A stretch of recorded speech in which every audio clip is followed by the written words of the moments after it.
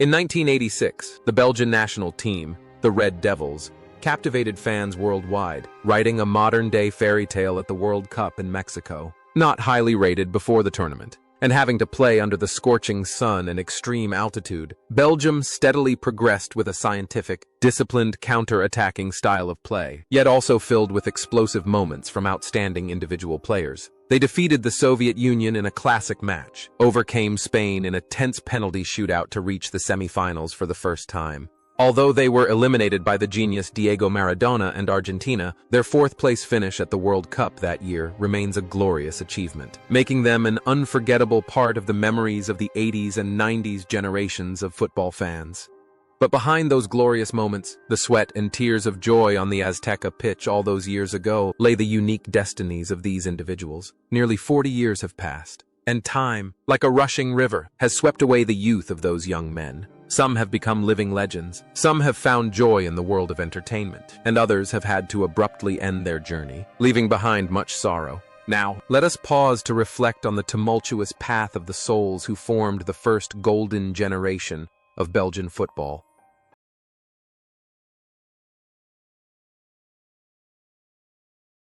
Jan Schulemans, also known as K, is the leader, the heart and mind of the team. At 29, wearing the captain's armband, Schulemans doesn't play with the flamboyant, romantic flair often seen in number 10s. He's tall, slender, sometimes appearing clumsy with his socks slipping down to his ankles, but he possesses incredible stamina and an unstoppable attacking ability. His 3 goals in the tournament, especially the diving header against Spain, are proof of the Belgian spirit of never giving up.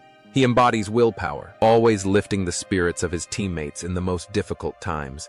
Following his triumph in Mexico, Jan Schulemans became a hot commodity on the transfer market. Big clubs like AC Milan, with their enormous sums of money, rolled out the red carpet to entice him to San Siro. But Schulemans did something against the rules of modern football. He rejected everything to stay with Club Brugge. He chose peace and loyalty over the glitz and glamour of foreign lands. His career was tied to the black and blue jersey until his retirement, becoming an enduring symbol of unwavering loyalty. After hanging up his boots, he transitioned to coaching, managing several teams in Belgium, but always maintaining a humble demeanor, avoiding the media spotlight. Schulemans' simplicity and down-to-earth nature on the pitch seemed to have strangely influenced his life. He wasn't blinded by the spotlight, always knowing who he was and where he belonged.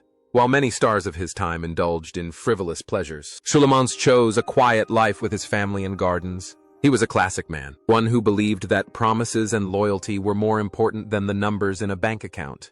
Today, at age 67, Jan Schulemans has retired, leaving the coaching bench to enjoy his old age. He lives a peaceful life in the Belgian countryside, occasionally appearing at tribute events or in the stands of Club Brugge. He is a living legend, reminding younger generations of players of the value of loyalty, that sometimes happiness lies not in how far you go, but in where you stand.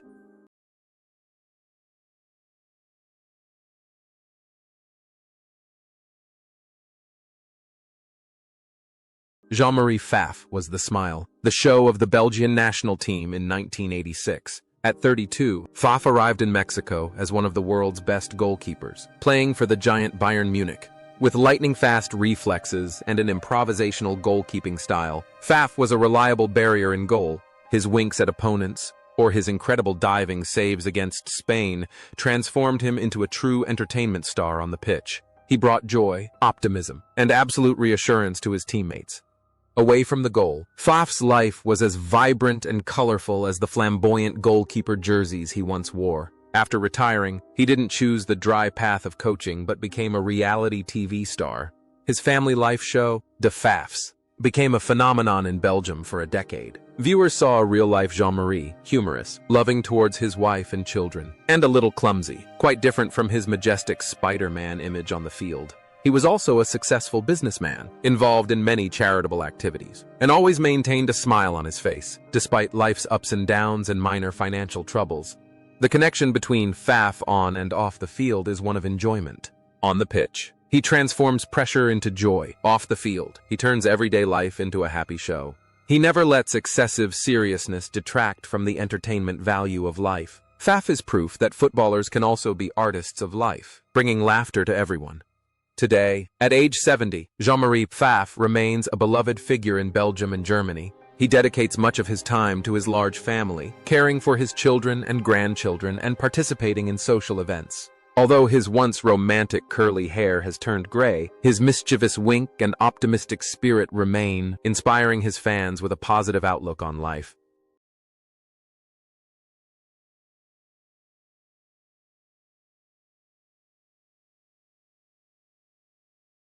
Enzo Scifo, at Mexico 86, emerged like a little prince among the giants. At just 20 years old, with Italian blood and innate talent, Scifo was the most delicate and refined touch in Belgium's physically demanding style of play. He was voted the best young player of the tournament thanks to his sharp tactical vision, assists, and graceful, almost dancing dribbling. Scifo was the hope and bright future of Belgian football, the one expected to carry an entire generation on his shoulders.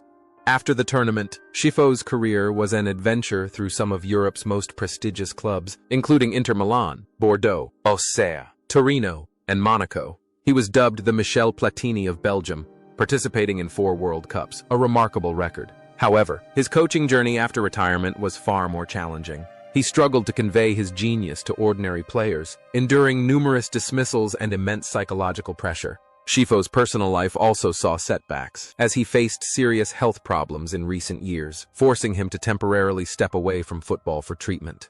The image of a lonely artist on the pitch seems to have mirrored Schifo's life. His immense talent was sometimes a burden, making it difficult for him to find harmony in the pragmatic world of coaching. He was a pursuer of perfect beauty, a sensitive soul amidst the increasingly harsh environment of football. Today, at 58, Enzo Scifo is living a more private life to focus on his recovery. Although he no longer appears frequently on the sidelines, in the eyes of fans, he will always be the 20-year-old boy with the magical feet. He is a symbol of talent and romance, a reminder that beautiful football will always have a place in the hearts of those who love the sport.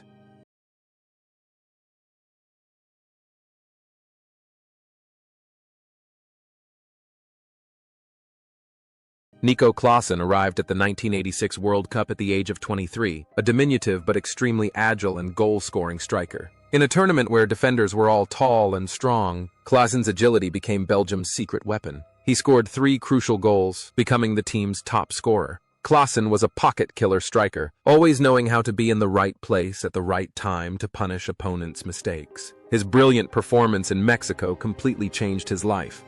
Immediately after the World Cup, Klaassen received a ticket to England, joining Tottenham Hotspur. That was the pinnacle of his fame, where he got to play in the most exciting league on the planet. However, injuries and fierce competition prevented him from maintaining his peak form for long. Leaving England, he returned to Belgium and gradually drifted through smaller teams. After retiring, Klaassen transitioned to coaching in lower leagues. His life wasn't ostentatious in the media. He chose to dedicate himself quietly, training young players and inspiring future generations in his homeland. Klaassen's career is a testament to seizing opportunities. He shone brightest when the whole world was watching, and used that spotlight to build his career. Although he didn't become a global superstar, he knew how to be content with what he achieved. He represents the hard-working player who knows his limits. Currently, at the age of 62, Nico Klaassen remains involved with local football in the Liège region. He enjoys the pleasure of being a coach, guiding young talents. For him, the memory of those 3 goals at Mexico 86 remains his most precious possession, a beautiful story to tell his grandchildren by the fireplace every winter.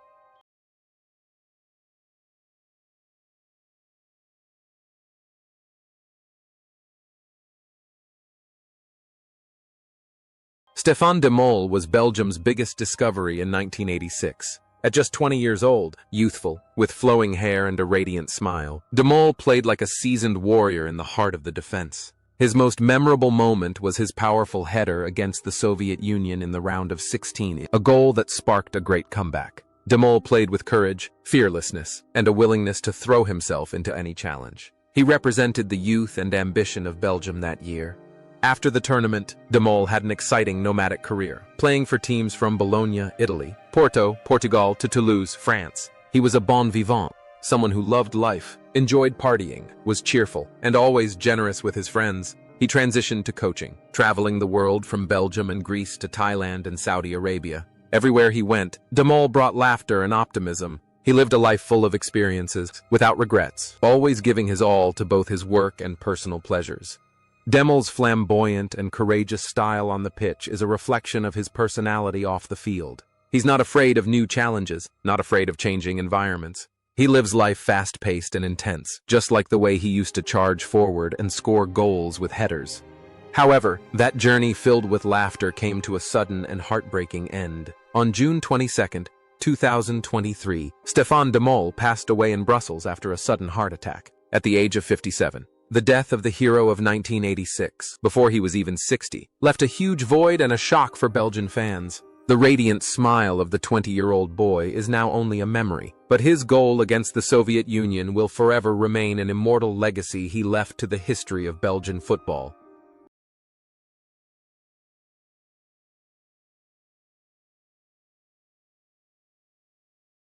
Eric Gerrits, nicknamed the Lion of Flanders, he was one of the best right-backs in Europe in the 1980s. At Mexico 86, at the age of 32, Gerrits was a solid source of morale. Despite being involved in a match-fixing scandal that threatened his career, Gerrits returned stronger than ever. His fiery playing style, aggressive tackles, and distinctive bushy beard made him a terror to wing forwards. He fought not just to win, but to reaffirm his honor and character. After the World Cup, Gerrits continued his winning streak, captaining PSV Eindhoven to the European Cup in 1988. His subsequent coaching career was equally brilliant, with championships in Belgium, the Netherlands, Turkey, and Saudi Arabia. He was known as a strict and disciplined coach, yet highly popular with his players. However, his greatest battle wasn't on the pitch. In 2012, he suffered a brain hemorrhage on the sidelines while coaching, an incident that severely impacted his health and forced him to prematurely retire from coaching. The image of a lion fighting on the pitch has become synonymous with his life in his battle with illness. Gerrits never complained. He faced pain and declining health with incredible resilience. He is a symbol of rebirth, from the ashes of scandal to the pinnacle of European football, and now, with serenity in the face of disease. Today, at age 70, Eric Gerrits lives a secluded life on his farm in Belgium. Although his health no longer allows him to work, the Lion still retains his sharp mind and love for football. The story of his rise and steely resolve remains a valuable lesson for young players aspiring to reach the top. Frankie Vercauteren, nicknamed the Little Prince of Astrid Park, arrived at Mexico 86 at the peak of his career, 29 years old. With his exceptionally skillful left foot and elegant ball control, Vercauteren was a key provider of passes to the forwards. Although the spotlight on the young talent Enzo Schifo somewhat overshadowed him, no one could deny Vercauteren's importance in maintaining tempo and delivering decisive passes. He played with the intelligence, cunning, and a touch of arrogance of a top Anderlecht star. After the World Cup, Vercauteren continued to dominate the Belgian domestic league and then spent years playing in France for Nantes. But the second glorious chapter of his life lay on the coaching bench. He became one of the most successful coaches in Belgian football history, earning the nickname the Demanding Architect. Then he led Anderlecht and Genk to championships and even had a stint with the national team. Vercauteren was known for his pragmatism, discipline, and sometimes harshness with the media, a stark contrast to his flamboyant and romantic image as a player. The most interesting aspect of Vercauteren is his transition from an artist on the pitch to a steely manager on the sidelines. It seems that, in order to protect the beauty of football in the new era, he was forced to don the armor of toughness and calculation.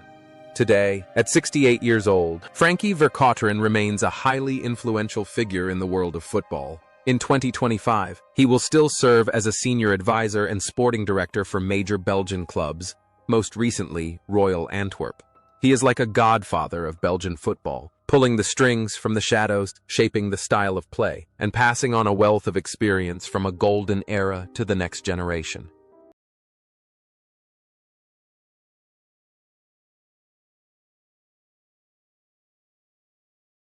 Patrick Vervoort was one of the youngest players on the Belgian national team that year, 21 years old, playing on the left flank. Vervoort impressed with his versatility.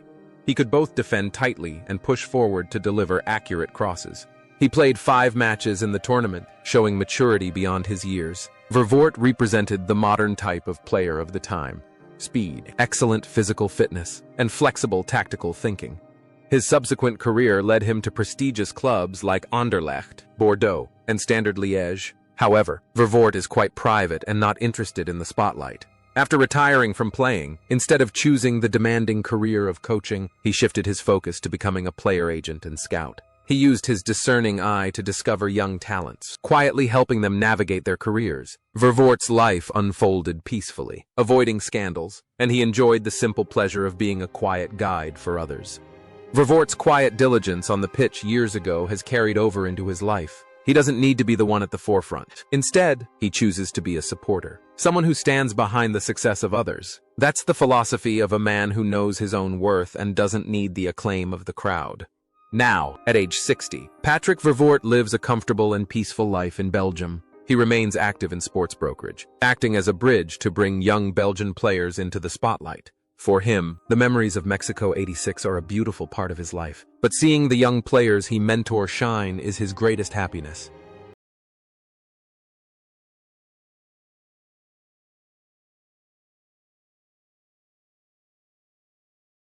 Georges Groen arrived at the 1986 World Cup at the age of 24, carrying the reputation of a qualifying hero. He scored the decisive goal against the Netherlands to send Belgium to Mexico. At the tournament, Groen was an intelligent defender, playing with his brain rather than brute strength. He possessed excellent situational awareness and frequently advanced to score from set pieces. Groen was more than just a defender. He was a gentleman on the pitch, maintaining his composure even in the most intense challenges. After the tournament, Groen's career flourished when he moved to Italy to play for Parma. There, he became a key player in Parma's golden era, winning the UEFA Cup Winners' Cup. After retiring, with his elegant appearance, fluent speaking ability, and sharp intellect, Groen quickly became a leading television commentator in Belgium, RTL channel. He is a familiar face on Champions League programs, where he analyzes matches with the accuracy of an expert and the charm of a presenter. Groen's intelligence and dignified demeanor on the pitch helped him transition to a highly successful career in media. He wasn't just a skilled footballer. He also knew how to talk about football in a captivating way. Groen was a role model of an intellectual and successful player, both on and off the field. In 2025, at the age of 63, Georges Groen remains one of the most respected voices on Belgian television. He enjoys the life of a respected celebrity, regularly participating in charity golf tournaments and spending time with his family. His journey is proof that a football player can absolutely become a successful gentleman in society after taking off his playing uniform.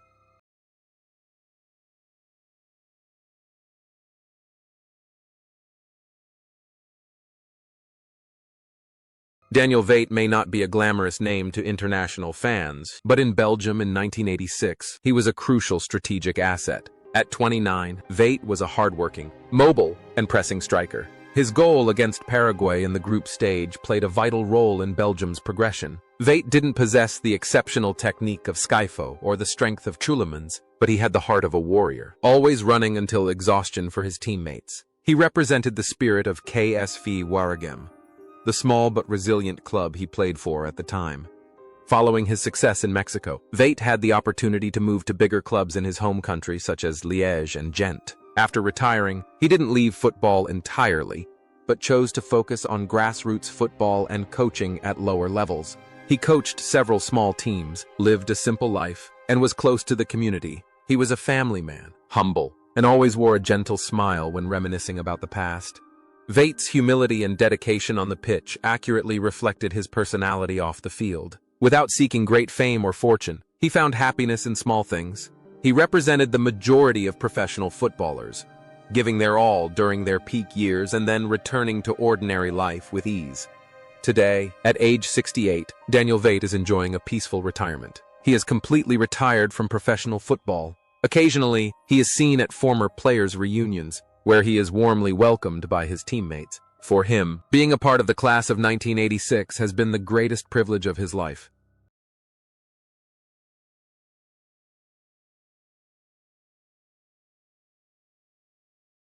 Michel Rankin, 30 years old at the 1986 World Cup, was a charismatic winger. He was famous not only for his tough, aggressive style of play, but also for his humorous expressions and eccentric personality on the pitch. Rankin played with a smile, but his feet were ready to tackle relentlessly. He brought both entertainment and security to the Belgian defense. His time playing in Switzerland, Servette, also gave him a more open and free-spirited mindset compared to his teammates playing domestically. After retiring from playing, Renquin transitioned to coaching and traveled extensively, from lower league teams in Belgium to adventures in Africa. He was known as a cheerful and motivating coach, but also for his straightforward approach. However, his coaching career didn't boast many major titles. He also participated in local politics and worked as a commentator. His life was a series of diverse experiences, not confined to any particular pattern. Renquin's free-spirited, somewhat eccentric personality on the pitch has carried over into his life, transforming him into a cheerful nomad. He doesn't prioritize achievements, but rather experiences and the joy of living. Now, at 69 years old, Michel Renquin has retired to the Wallonia countryside. He enjoys a peaceful life in the countryside, occasionally participating in commentary programs with his characteristic humorous style. He is a colorful figure, reminding us that football, after all, is a game meant to bring joy.